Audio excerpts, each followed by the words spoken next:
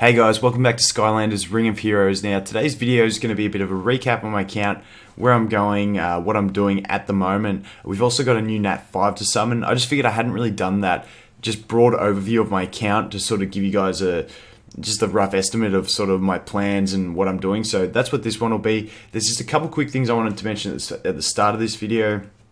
Firstly, that giveaway that me and Childish were doing. Childish did do the giveaway on his stream. I think it was yesterday or the day before. So he's finally uploaded the video for it. So I'll leave a link to that in the description. It's in like the first 2 minutes of the video that he does the giveaway winners. So there's that one to check out. Good luck to everyone. I haven't actually checked the winners yet. The other thing is, I just wanted to do a big thank you to Casper. Now, Casper's the guy that's been doing a lot of my artwork. He made my channel logo. He's just done some emotes and stuff for me on Twitch, which hopefully will get approved by Twitch soon, so we can start using them. But I'll put them on screen now just so you guys can see the sort of thing we're working on. But yeah, massive thanks to Casper for doing all that work for me. If anyone out there does need any art stuff or anything like that, I'll leave a link to his website in the description, so you can check that out too. But yeah, without any more, let's jump into the account. And firstly, I'll show you guys where I got the most recent NAT 5 scroll. So in the Golden Desert, if you go to hard mode, if you get 15 stars all up in this hard mode, you actually get another free NAT 5 scroll. So we'll collect that, and then we'll summon it at the end. But yeah, that's another one. If you're at that stage where you're sort of pushing the hard modes, jump in here and get yourself another free NAT 5. As for what I've been doing mainly on the account, what I did was I stripped my Stealth Elf's runes. As you can see, she's not on that crit build anymore. I put her onto some spare runes just so she can do something in arena and guild invasions. But I've put her runes over onto the Stormblade. Now, Stormblade isn't as strong as my Stealth Elf, obviously only being 5-star, but he is a great farming unit. So the reason I did this is because at the moment I am farming Boomer. And Boomer is a really slow grind. Like, Boomer drop rates are not great. I don't know whether it's NAT 3s drop less than NAT 2s. That's what it's seeming to be for me, but I'm not 100% sure. However, I'm farming this Boomer, and by using the Stormblade, it's about 30 seconds timer time. So it's probably only about 10-15 seconds, maybe a little bit more, 10 to 20 seconds faster per run with the Stormblade, but that makes up a lot when you consider how many times you've got to actually farm this stage. So that's why I'm doing that. I have often been doing it with just Stormblade and not the extra units leveling, just because the extra units do slow down the runs. But now that I've got the Boomer that I have to get to level 60 before I can 6-star him, I'm doing that. And the Kaboom is one that's fairly easy for me to level 2 because he's got a 2-mana skill and then a charge skill. Normally he just hits the charge skill. That charges a bit, and then he gets killed by the mech enemies anyway, so he never really does anything, but the Boomer does slow down the runs a little bit. The one handy thing about the Boomer is he does have the attack buff, so at least if he throws out his attack buff, then my next AoE from Stormblade should kill everyone. So that's sort of what I've been doing there, just literally grinding. As you can see, my Boomer is at 5-star plus 2, so I'm getting there. Like I said, it's just really low drop rates. However, one time, I couldn't believe it, I actually got 10 Boomer shards in one 10x, so that was crazy. But yeah, that's where he's at. So, and as you can see, I am also working slowly on my Whamshell and Kaboom. Now, Whamshell, obviously, because he's the next unit I'm going to build for B9. But as you can see, my theory behind farming the 3-star Boomer first is that I get a bunch of Wish Stones, and my Boomer and Whamshell, as you can see, Boomer I can actually already make +1 as well. I have not farmed a single shard for these guys. Maybe I got a drop in just normal progression, but these guys are getting to 4-star, and hopefully by the end of the Boomer farm, maybe closer to 5-star, just from all the Wishstone summons. That's why I like the idea of farming the 3-star first, because you're actually going to be building those 2-stars as you go without even trying. So that's the reason I went with the Whirlwind progression, was to basically try and speed things up. And obviously Kaboom is an amazing unit. I know a lot of people are building Kaboom, but I left him because I figured I wouldn't be probably using him for my dungeon progression until B10. So hopefully by the time I build the boomer and the wham shell, this guy should be at least 5-star, and then it should be a quick farm for me to 6-star and awaken him. But yeah, that's the little thought process I was going through. I might make another video about progression and do like the images again, and basically just do a visual representation of the sort of progression paths if you went the whirlwind or you went the kaboom, because I know a lot of people went kaboom, and now that I saw Hodesky's way of doing the wham shell and stealth elf, he has said it's not overly reliable yet. But I'm tipping for all the kaboom people, you might want to farm wham shell next, as something to tank you through B8. So I'll make that sort of progression guide with the visuals and all that sort of stuff, maybe in the next week or so. Hopefully help some people out. But yeah, that's that. So like I said, Stormblade's got my best runes, which kind of sucks for me in arena because he's just not as strong as Stealth Elf in arena. And if we look in arena, there is a heap of like double fire units and stuff like that. So you got a lot of kabooms now in arena. The Enigma's obviously still floating around. I'm seeing a lot more embers. So it's not a great time for wind units in arena at the moment. So that's why I'm pretty trash at arena at the moment. But once I do finish this boomer farm, I'll put those runes back onto the stealth elf, rune up the boomer, and I should be pretty good in arena again. But at the moment, I'm just trying to keep ticking over arena, just so I can get all the rewards, get all the omni gems, and then I'll be happy. But yeah, besides that, that's the other thing I'm doing. So I was farming B8 for a while. I farmed B8 for probably 3 days. Got a solid stockpile of runes. And then what I did was I went to that boomer farm.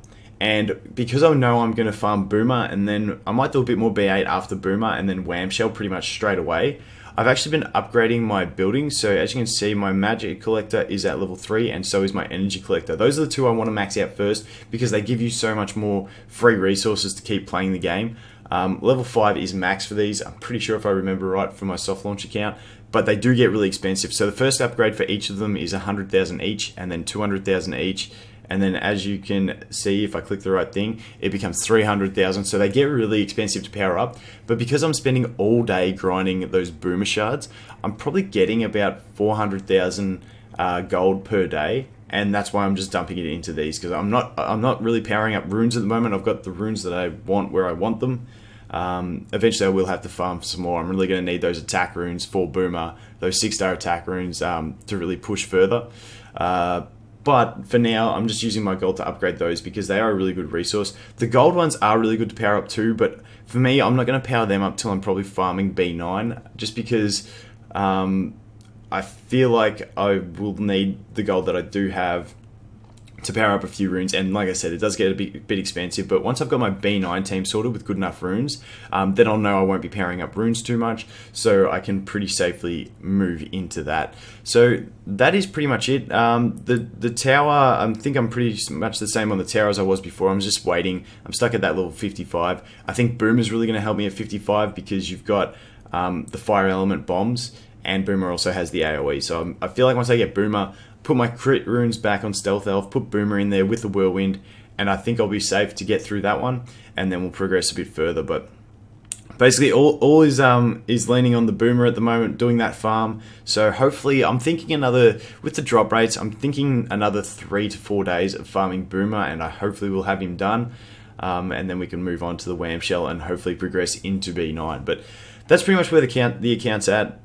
Progressing pretty well. I'm happy with the progression. Like I said, it does slow down a lot at this stage, and it just becomes a big grind for some units, but it's not too bad. It's when you see over 2 shards drop for a Boomer, you start getting really excited, so it's alright. But without any more, let's jump into this summon and see what we can get. So for this summon, I'm still just hoping for a Spitfire. I just really love his passive for Arena and all that. Other than that, obviously an Astro Blast would be great. A Nightmare to an extent too, but the other one I actually want to pull just to test is a Starcast, because I've seen that people say his multipliers are low, but now that I've got a good idea of what Stormblade's AoE damage is at 5-star max, if I pull a Starcast, I'd love to just 5-star max him, throw those exact runes on, and compare the damage between the Stormblade and the Starcast. So let's see what we can get. Anything new would be awesome, but let's just hit it. Come on, give me something good. Mr. Cat, okay.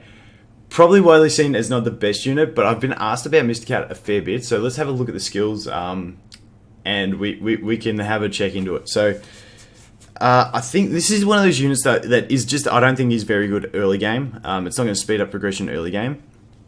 We'll go through the skills anyway. Anything that regens mana and stuff like that, I feel like could be good.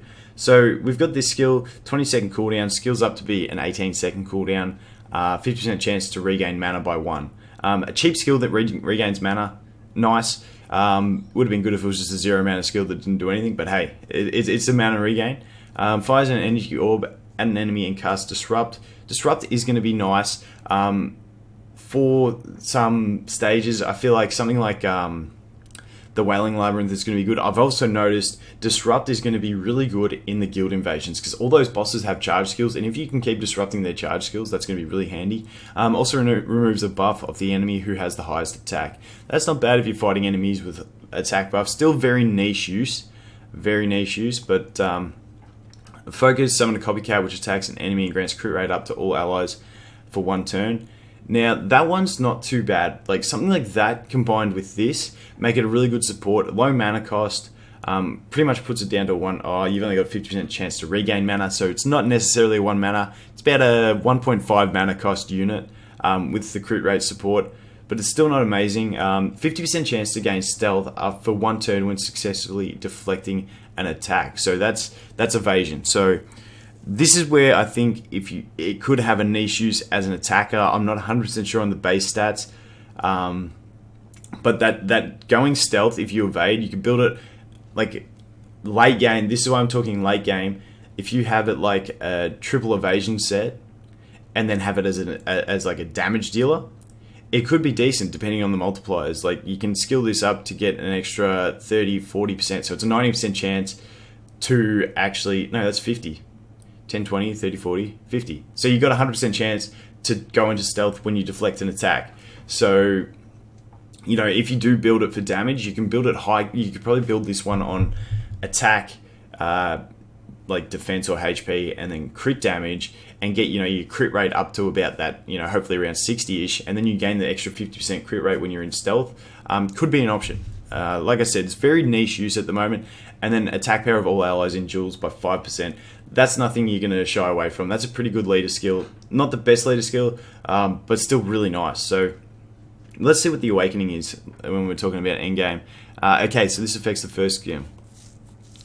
Okay, and then yeah, this attack will regain mana by 2 points when attacking attack type monsters. So once again, not the greatest unit, but like, it's sort of one of those ones that I feel like someone will use late game and it'll actually have great use. It will all come down to those multipliers really, but all in all, it's not the most exciting unit I've pulled, but hey, we're going to use it eventually anyway, so we'll give it a test. But that's pretty much it for this recap, guys. Let me know if there's any other videos you want me to make. Like I said, I'm probably going to do that progression video with the visuals for either Kaboom or Whirlwind progression, whichever one people have gone with. Obviously, there's other progressions out there, but I just haven't got around to covering them yet. And then also I've got to do part 2 of the healer video. I said I was going to do that. I will get around to that and cover the rest of the healers and some more stuff about healing. But yeah, those are the next 2 I've got planned at the moment. Maybe something about sort of farming runes versus farming shards. That's a question that gets asked a lot. But yeah, any other videos that you guys really want to see, let me know and I'll try and get around to them. But that's it for this one. Thanks for watching, and I look forward to seeing you in the next one. Cheers, guys.